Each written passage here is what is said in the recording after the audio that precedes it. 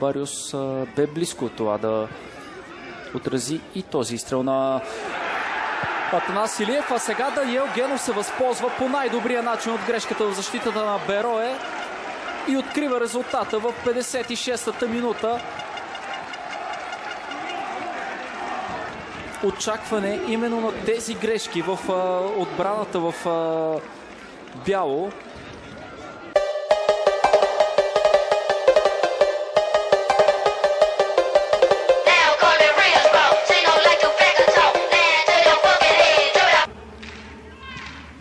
Васил Панайотов с още едно включване от дясно. Доста често виждаме подобно нещо от капитана на Мореците. Мазир Сола завършва. Атанас Илиев не можа да го направи, тъй като е блокиран от Педриньо. Сега Атанас Илиев може да завършва вече с по-удобния си ляв крак от чиста позиция. Близо до вратата Атанас Илиев открива резултата в полза на Черно море във втората минута. Попадение номер 6 за Атанас Илиев от началото на сезона. При първия опит остана далеч Атанас Илиев, блокиран от Първис Омарбаев. При Живко Атанасов претенциите бяха за евентуално докосване с ръка от Стив Фуртадо. Нищо нередно обаче в тази ситуация според съдийския екип. Добро подаване и изравнителен гол в 73-та минута, секунди след като се появи на игрището. И се струва ми се първото си докосване до топката. Видер Орн Кяртансон успява да се разпише за ЦСКА 1948. Добре успя да намери позиция.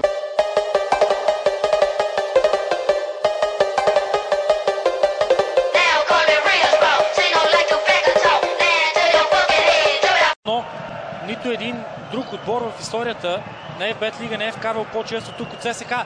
Нов шанс за червените. Линче! Армейците повеждат. Още един норвежец, който да вкара попадение за ЦСКА в ФБ лига. Още един гол от Джонатан Линче. Втори. Ето го Матиас Фаетон. Ето го човека, който още няма гол за ЦСКА, но човек в своя ляв ъгъл. Къде ще стреля Дюкен Сазон в десния и реализира 2-0 за ЦСКА. Дюкен Сазон бележи 6-я си гол в последните 5 кръга.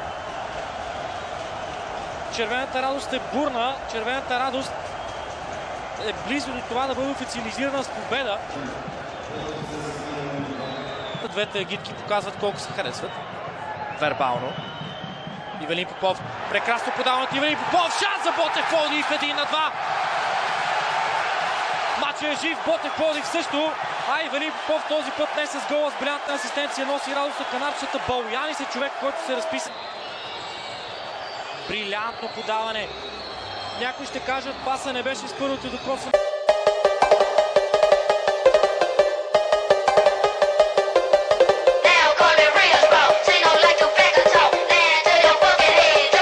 Дали отборът на Арда не предприема умишлено такъв подход, защото виждате една отнета топка до какво може да доведе. Тунисов Йорданов открива резултата. Великолепно изпълнение от централния нападател, който успя да запази самообладание, остана очи в очи със стража на гостите и по много елегантен начин да го прехвърли. Тунисов Йорданов успява да спише, а ето тук как веднага в метрите около, по-скоро преди централната линия. Ето го Канади, който влезе в халфовата линия. Ангел Бастунов комбинира с Мазан, който центрира ниско по тревата. Шанс и Хебър изравнява резултата. Ето, че Георги Николов успява отново да се върне.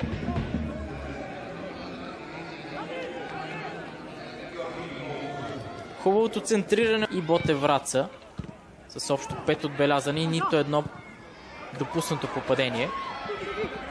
Тунгара сега комбинира с Боруков, който отново извежда Арда напред в резултата. Ето, че и двамата централни нападатели на домакините успяват да се разпишат в днешната среща, а и в двата случая асистент е Абубакар Тунгара.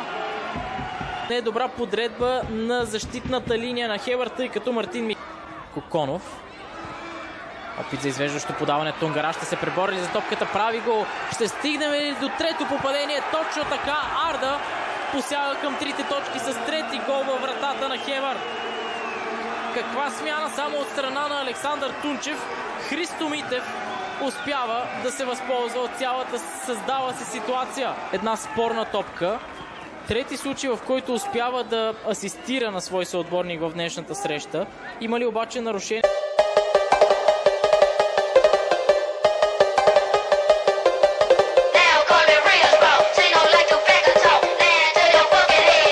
Сега с възможност да покаже своите качества. Дебютира срещу Крумовград, записвайки 20 минути, влезе. И срещу Етър за около 40 минути сега. Алфа Конте с възможност за стреля. Прави гол 1-0 за Локомотив.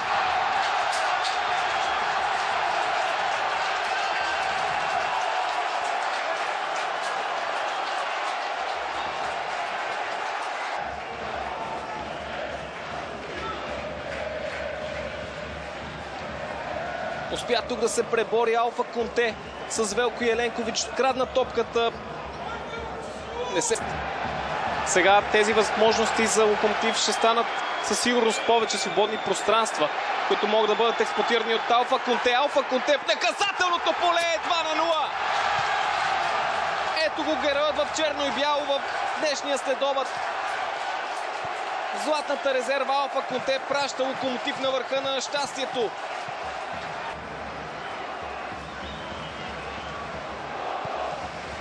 И отново като по индиго дойде второто попадение. Алфа Конте срещу Велко Еленкович. Никаква възможност за централния брани.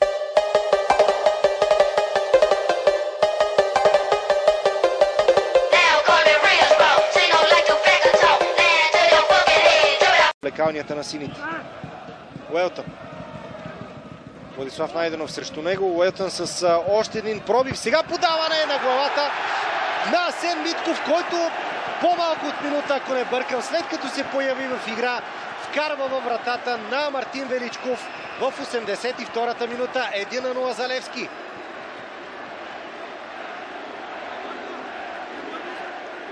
Асен Митков се разписва и след като вкара във вратата на Пирин.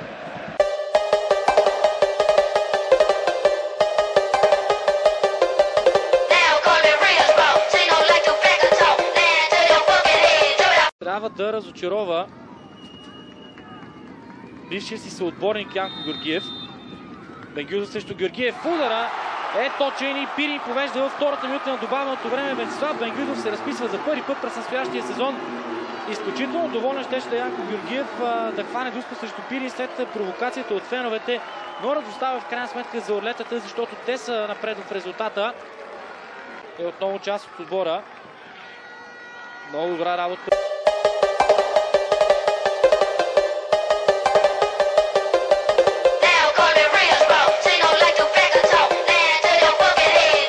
Играч в бяло, който да изчисти топката. Нова грешка и шанс. Резултат е открит. 1-0 за Локомотив София. Диого Тейшейра се възползва от грубата грешка в центъра на лудогорската защита.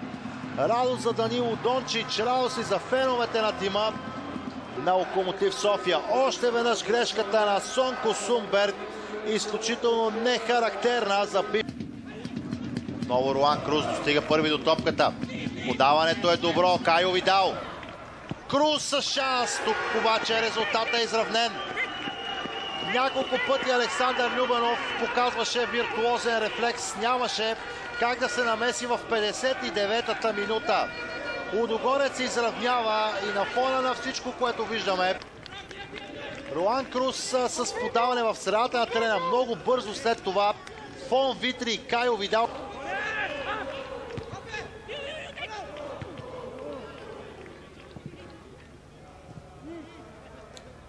Ламбезе взема позиция от дясно. За това обаче след малко, тъй като Лудогорец има отличен шанс. Втори гол, обратът е на лице. Клод Гонзалвеш нямаше как да сбърка след отличното подаване от Иван Йорданов. Доказват без никакво съмнение доста по-голямата класа в състава на Лудогорец. Веднага Лудогорец почти не греши при разиграването. Е много сложно за Локомотив да организира акция. Още едно великолепно спасяване на Любенов. Каква грешка след това. 3-1 за Лудогорец. Тук някъде струва ми се интригата относно победителя в днешната среща. Приключва Александър Любенов и Алан Диас продължават да дебатират помежду си чия точно е вината в ситуацията. Се измъкна от Диме Димов, отправи изстрел, който бе спасен с вещина от Александър Любенов. Защо Алан Диас тук трябваше да